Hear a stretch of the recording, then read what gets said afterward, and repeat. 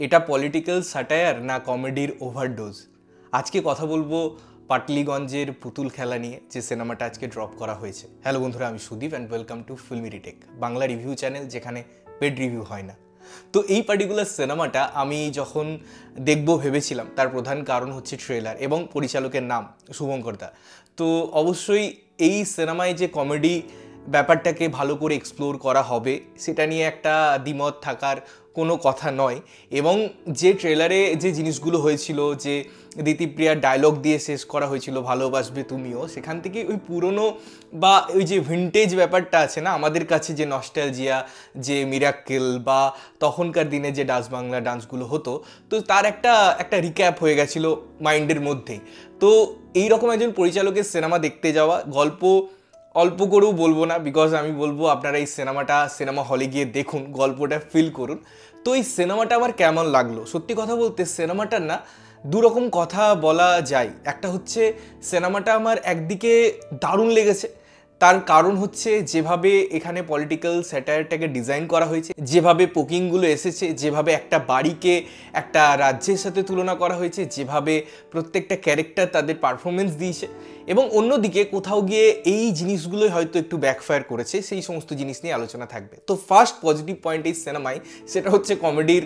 আমি যদি প্রেজেন্টেশনের কথা বলি, রাইটিংয়ের কথা বলি, প্রত্যেকটা ক্যারেক্টারের তার ডেভেলপমেন্টের কথা বলি, বিকজ আমরা কমেডি অনেকভাবে দেখি, কখনো সেটা স্ল্যাপস্টিক হয়, কখনো কমেডি মাথার উপর দিয়ে যায়, অনেক কমেডি থাকে বা অনেকক্ষণ সময় লাগে। বাট এই কমেডিটা না, আপনি যদি এই রাজ্যের সিচুয়েশন বা জিনিসগুলো সম্পর্কে ভালোভাবে অবগত হন, বা আপনি কখনো মিমসও দেখেন, সেই সমস্ত জিনিসের টাচ পাবেন। কখনো নকুলদানা প্রেজেন্টেশনের মাধ্যমে, কখনো তার অ্যাঙ্কারিংয়ের মাধ্যমে, কখনো একটা রিপোর্টারের ভূমিকায়।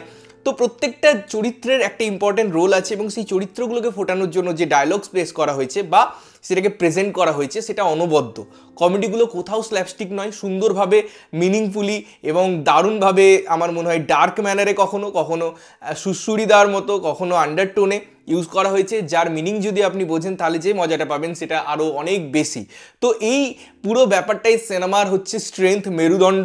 এবং এরপরেই আসে এই যে ব্যাপারটা, এটা এক্সিকিউট করার কথায়, এবং তখন আসে অভিনেতাদের কথা।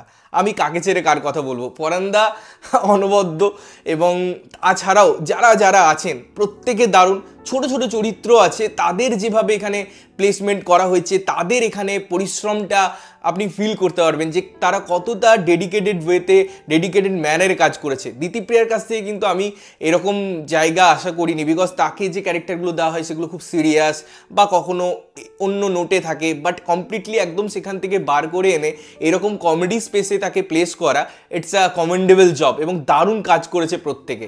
এছাড়া সিনেমার আপনি যদি এঙ্গেজমেন্টের কথা বলেন, আপনি যদি পুরো সিনেমাটাই যে লেয়ারগুলো দেওয়া হয়েছে, যেভাবে এন্ড করা হয়েছে, এবং পুরো ব্যবস্থাপনাটা যেভাবে ডিজাইন করা হয়েছে, যেভাবে গ্রাম্য পরিবেশে সেটাকে প্লেস করা হয়েছে, সেটা দারুণ। ডিরেক্টর যে ব্যাপারে সিদ্ধহস্ত, সেটাকেই পুরোপুরি এই সিনেমায় দেওয়ার চেষ্টা করেছেন, এবং তিনি ভেবেছেন যে আমি আমার যে পোটেন্সিয়াল সেটাকেই ফুললি এখানে দেখাবো। তার চরিত্র, তাদের সাথে ভালোবাসা, তাদের সাথে কাজ করার আগের এক্সপিরিয়েন্স, সব কিছু কিন্তু খুব সুন্দরভাবে সুস্পষ্ট। এই সিনেমার মিউজিক এবং গান এগুলোও কিন্তু খুব সুন্দর। এডিটিং বেশ আমার মনে হয় ভালো, যদিও কিছু কিছু জায়গায় একটু কাট করার স্পেস ছিল, তাও আমি বলবো যে ঠিক আছে। পুরো সিনেমাটা যেহেতু আমরা টাইটলি এনজয় করেছি, কোথাও নড়িনি, অ্যাটেনশন কোথাও ড্রপ হয়নি, তাই এডিটিং নিয়ে আমার কোনো কমপ্লেন নেই।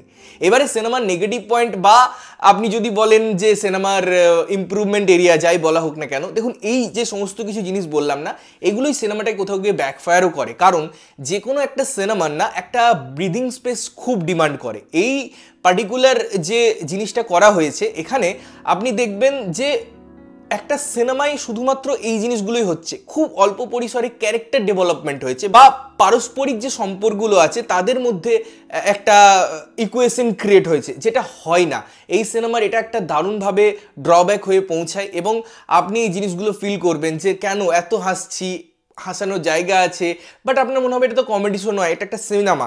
এন্ড অফ দ্য ডে যে প্রসেসটা হবে, তার মধ্যে সব ইমোশনগুলো যদি কাজ করে, তাহলে পরে সেই সিনেমাটা কিন্তু দারুণভাবে ওয়ার্ক করে। আমি যদি আপনাদের ভূতের ভবিষ্যতের কথা বলি, সেখানে দেখবেন আপনি কমেডি পাচ্ছেন, সেখানে দেখবেন আপনি অনেক ইমোশন পাচ্ছেন, সেখানে দেখবেন ক্যারেক্টার ডেভেলপমেন্ট হচ্ছে। ওই যে স্বস্তিকার সাথে যে ক্যারেক্টারটার কথোপকথন হয় ছাদে, যে একটা বাংলাদেশি ফ্লেভার অ্যাড করা হয়, যে তোমার ফুটো আমি রাখতে চাই, তখন যে ব্যাপারটা আসে ফটো এবং ফুটো এই দুটো প্রোনাউন্সিয়েশনের মধ্যে, এবং ওখানেও কিন্তু অনেক পলিটিক্যাল স্যাটায়ার ছিল। তো এই ব্যাপারটা বলছি যে একটা ক্যারেক্টারকেও স্পেস দিতে হবে, তাহলে পরে না তাদের সম্পর্কগুলো ভিতগুলো আরও মজবুত হয়, এবং আমরা যখন সিনেমাটা দেখি তখন ওই প্রত্যেকটা ইমোশনকে কোথাও গিয়ে নাড়া দিতে পারি, যেটা এই সিনেমাটা করতে পারে না।